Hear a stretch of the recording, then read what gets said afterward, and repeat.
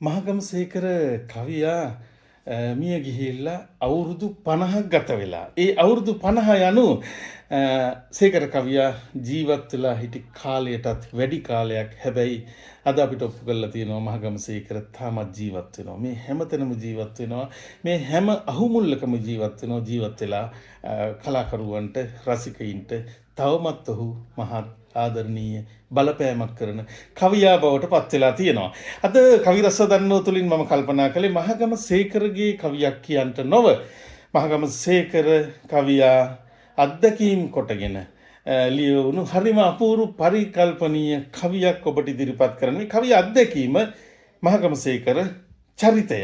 මේ ලියන කවියා කුමාර හෙට්ටිආරච්චි කවියා. ඔහුගේ හරි අපූර්ව කවි පොතක් තියෙනවා. ඒක නම් කරලා තියෙනවා ක්වොන්ටම් භෞතික සංඛාරා කියලා. මේ ක්වොන්ටම් භෞතික සංඛාරා කියන පොතේ 16 වැනි කවිය ඒක නම් කරලා තියෙනවා යක්කල හන්දියේ ඉඳන් සේකරේක කියලා. මේ කවියට අනුව මේ කවියාට මේ කවිය තුලින් කතකයාට දවසක් හරිම හම්බු විදිහට සෙනග පිරිච්චි බස් එකක් ඇතුළේදී හම්බ වෙනවා. කවුද? මහගමසේකර හම්බ වෙනවා. කවිය පටන් ගන්න මෙන්න මෙහෙමයි. ඔන්න යක්කල හන්දියේ සිට කිරිඳිවැල වෙත දුවන බස් එක හත්තිලව්වේ තෙරපි මෙන්න හිටගෙන සිටී සේකර. මේ බස් එකේ ඉන්න මහා සෙනග අතරින් අස්සෙන් පේනවා. හිටගෙන ඉන්නවා කවුද?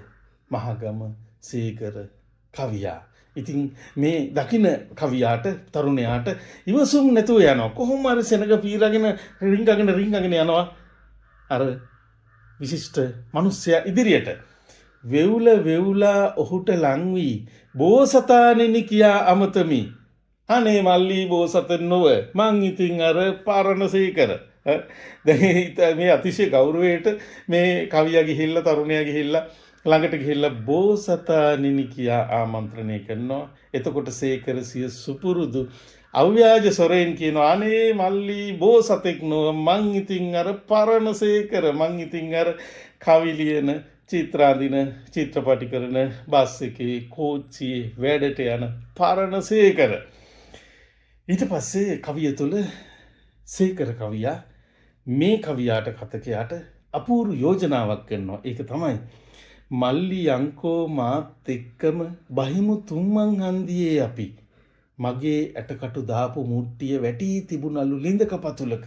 ඔන්න මහගමසේකට ආරංචි වෙලා ඒ හද කම්පා කරවන අපේ හද කම්පා කරවපු ආරංචිය පණිවිඩය. ඒ තමයි තුමන් හන්දිය ආදාහනය කරපු සේකරයන්ගේ භස්මාවශේෂ තැන්පත් කර තිබූ මංජුසාව ඒ ප්‍රදේශයේම කවුරුන්නෝ විසින් එතනින් ගලවා අසල තිබුණු ලිඳකට විසි කළා තිබුණාය කියලා. මේක ප්‍රසිද්ධ ප්‍රවෘත්තියක්. මේක ආරංචි වෙලා මේ සේකර කවියට ඔහු කියනවා මේ අහම්බෙන් කවිය තුල හමුවන තරුණයාට කියනවා මෙන්න මෙහෙම එකක් වෙලා තිබුණලු නේද කියලා. මේ කවියට අමතරව මා ඔබට කියන්නේ මම මේ ඊයේ පෙරේද ගියා මහගමසේකර නිවස තිබුණු තැනට රදාවාන මහවත් අපූර්ව නිස්කලංක කඳු ගැටයක් උඩ විශාල පොල්වත්තක් දැන් අන්නාසි වගාවක් ගේ තිබුණු තැනක් හොයාගන්න විදිහක් නෑ. අනුමාන කරන්න පුළුවන් මෙන්න මෙතන ගේ තිබුණේ කියලා. එතන හාරා කැනීම් කරලා මම අරන් ආව මෙන්න මේ සිමෙන්ති කොටස මහගමසේකරගේ නිවසේ ඔහු ලියන කාමරයේ මේසය ළඟ බිම තිබුණු මේ සිමෙන්ති කොටස මම අරගෙන ආවා. ඒ වගේම එතුමාගේ හිසට සෙවන දුන්නු උළු වහලේ බිඳුණු ඉතුරුණු පුංචි උළු කැට කෑල්ලකුත් අරගෙන ආවා.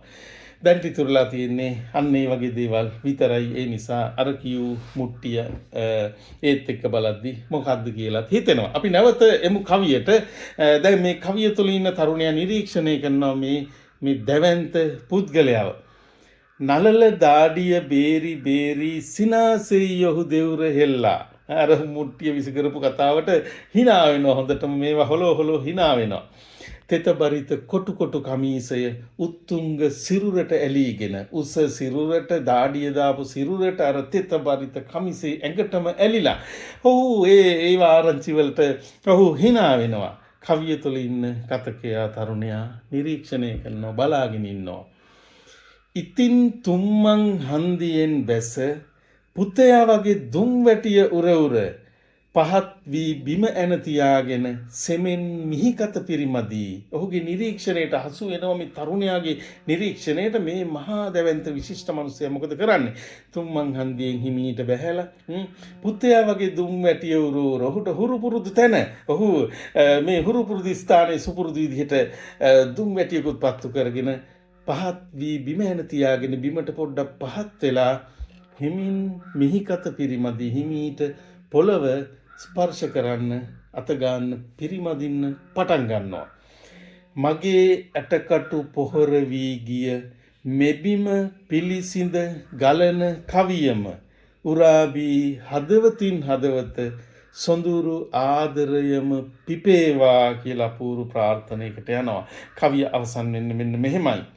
වියලි තනකොළ දූලි බොරළුද අතර දහඩිය කඳුළු උණුහුම විඳින කවියම පහන් සිලවී නිවන් මගටම එළිය වේවා. ඉතාමත් විශිෂ්ට උදාන ප්‍රාර්ථනයක් හරියට ප්‍රබුද්ධ ප්‍රාර්ථනය වගේ ලෝකය මීට වඩා යහපත් වන හෙට දවසක් පිළිබඳ ප්‍රාර්ථනයට මේ කවියත් අපව රැගෙන යනවා. ඒ මහගමසේකර චරිතයෙහි අපූරු නව කියවීමක් හැටියට. ඒ නිසාම මේ කවිය ඉතාම සුන්දර හරි අපූරු කවියක් බවට පත් වෙන අප ආසා ඇති අප දන්නා චරිතයක් වෙත නැවත අපිව හරිම අපූරු පරිකල්පනීය ගමනකට මේ කවිය ඇතුලේ අපිව අරගෙන යනවා. සුන්දර චාරිකාවක්. කොහේ ඉඳලාද? ගම්පහ ඉඳලා කිරිඳිවැලට යන බස් එකක අපිවත් නතර කරනවා මොහොතකට තුම්මන් හන්දියේ.